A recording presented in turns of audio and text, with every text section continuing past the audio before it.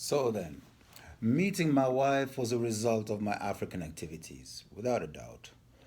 Um, because of putting up festivals and shows and stuff like that, I got to meet a lot of the business people in Aarhus at the time, and a lot of those business people were women, hairdressers. So I mean, and they love to have a musician on board because it means that once in a while you could have a party, and we could go do something and make some extra money, and everybody was in on any little thing that could bring in a little extra cash. So it was very typical for me to collaborate with hairdressers. I did a little collaboration, not so much collaboration with Victorine. Um, I helped her out in just getting a song done because she wanted to be a singer and stuff like that. And then I also did something with Stella. Was me and Stella Scabic, we share a birthday, 4th of November. And we go back to Images of Africa days and even before that, and the formation of a new organization at the time called TASCO, and our wranglings with dubious characters, a guy who used to be a double agent for the ANC, we found out later, a guy called Leonard Martin. And we never really asked the question as to why Leonard Martin was still in Denmark even after 1994. Fuck 94. Let's say 1991 when Mandela was released. It was like, but don't we know Leonard Martin to be a straight up ANC person? You know. So Mandela's out of prison. Why is Leonard Martin not back in to be part of to get the fruits of the struggle for liberation in South Africa? He was amongst us, kind of like hijacking our movement, hoodwinking us, because he had the experience of doing so. We did not know at the time. We found out later that hey, this man was actually a double agent. He was a spy for the apartheid regime. So what he used to do was to always he was what we call a gatekeeper. What he used to do was uh, was get the have the keys to the posters and all the different things that the anti-apartheid campaign would have. And the first time that I saw Leonard Martin was way back when I was just when I was 17 at school. Before I even left school, I was involved in the anti-apartheid activities that Denmark offered. So we would go to Copenhagen and to do the marches and do the toy in the streets, you know what I'm saying, and be part of that, and have some cadres coming into our conferences and talk to us. So you had real ANC fighters coming and basically talking to us, and one was talking to me, and he just thought of me that DC, this is how lost some black kids are, because he was talking to me about joining the liberation movement and be ready to kill. And I was like coming from a totally Danish hippie point, like, oh, peace and love. So he just looked at me, realized I didn't understand the fullness of what this thing was, and he just said, let's talk about something else. Let's talk about football or whatever, blah, blah, blah. But regardless, from where we were coming from, as Danish as we were, because there was hardly any black people with us over there. There were very few, but we would be out there supporting the ANC. And Leonard Martin was actually the guy who was leading us. So I knew him from a long time to be a person who was leading the ANC struggle. So it was a bit of a shock to realize later that because we was wondering, we are just a cultural organization in Aarhus. He used to be in Copenhagen. What is he doing here? Well, because so we were involved in quite a lot of things, um, wranglings. So we realized that he was the guy who used to be given the keys for the posters and all the promo material and everything that the ANC had. That's the same guy who would go in there and break in and make sure that this stuff disappeared so that, the work did not go on. So he was a double agent, and he did not go to South Africa. He stayed and created confusion amongst our efforts to get ourselves organized in in Aarhus. So all of that was learning experience, learning lessons, and everything. So that is what I connect to the work that I was doing with Stella Skabik. And Then there was, of course, from my country, Lillian.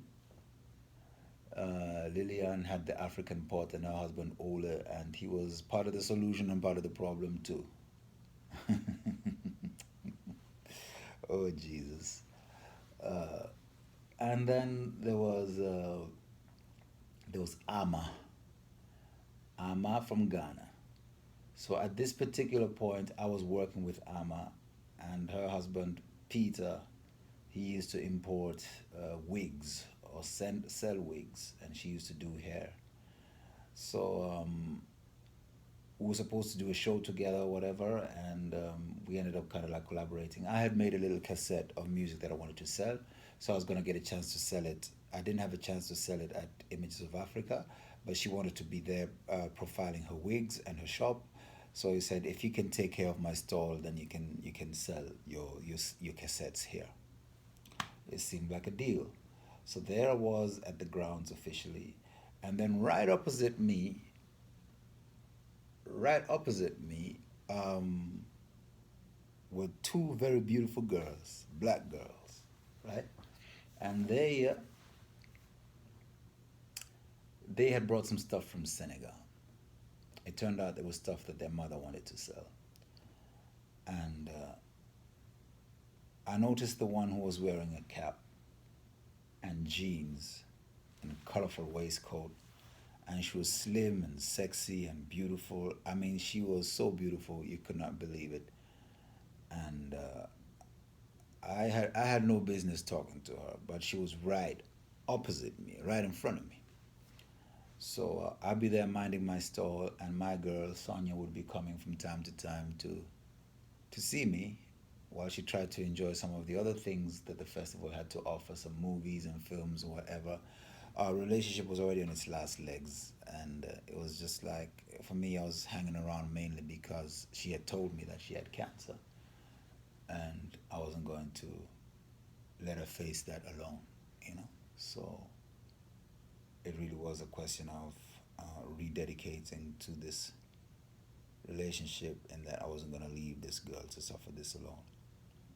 It turned out later that it wasn't true, and I was very disappointed because I did not know where she had gotten the idea that she had cancer, or why she would tell me that if she wasn't sure that she had cancer.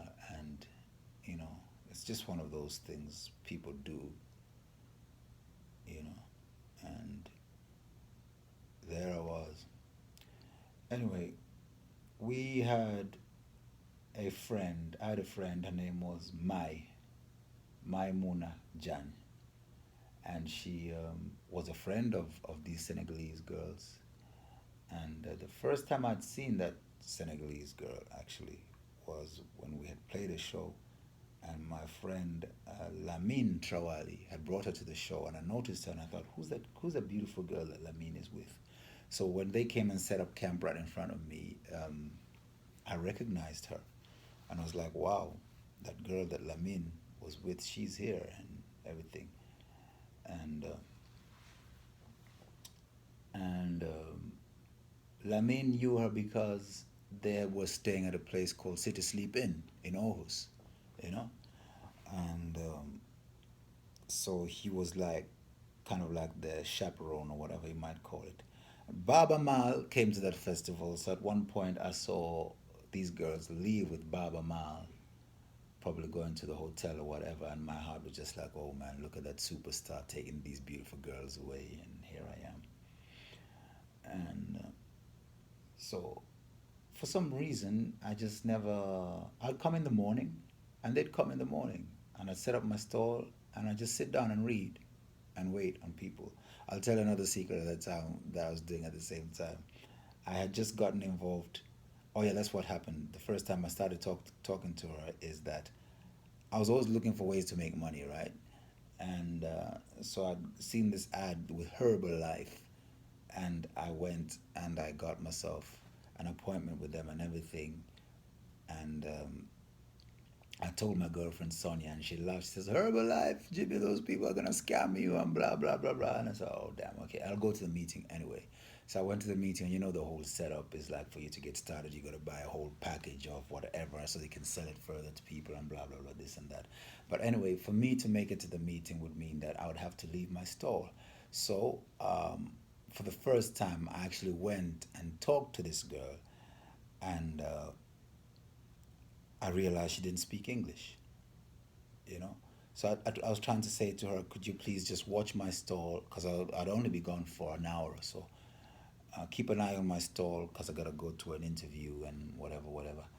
And we ended up having to do sign language and clock and whatever. And I noticed she had this little Mickey Mouse clock, so we had to do that, and it was very funny, you know. So um, I came back, and after that, the ice was broken, and I tried to talk to her, and I asked her, "What's your name?" And she says, "Alimatu." And I say, "Oh, what does it mean?" And she looks at me. She says, "Mean?" You know, and we just laughed because it was hopeless. The whole thing was hopeless. But we created a vibe. And one time, Mai came by to see me, and we went to sit aside from the stalls. And while we're sitting and talking and everything, you know, um, Sonia comes and talks to us, and Sonia leaves. And Mai turns around and looks at me, and she says, "What's going on?" And I really like, I can't explain to her what's going on really because it's like, it's complicated, you know. But then I just turn around and I see Alimatu standing further, and I said, "Mai, that's my wife." And Mai just looked at me, and she didn't say anything. And I just looked at her and said, "Yeah, that girl there's my wife," you know. And sure enough, I mean, we exchanged address and telephone number, and I told her that I would come see her in Senegal, you know. And that was it, really. And I wrote to her, and she wrote back, and a relationship began. Letters. I'd been out to look for jobs again. Discovered Global One. Remember Global One when America when America liberalized the telephone companies and the prices went down, and then you could actually use the American grid to phone around the world because it was cheaper. So people were issued these cards called Global One, you know, and that came through. And basically, me and my wife we based our whole relationship on Global One. But it was also the beginning of my debts because there just came a point when I couldn't be bothered to go get a Global One, and I'd be talking with this girl in hours, and so for hours. Eventually, I got myself together and I went to Senegal um, to visit her. And there's a lot to tell. There's a lot to tell. There is so much to tell. I wonder if it should be told, if I should just keep that quiet. I don't know. But there's a lot to tell. That's all I can say.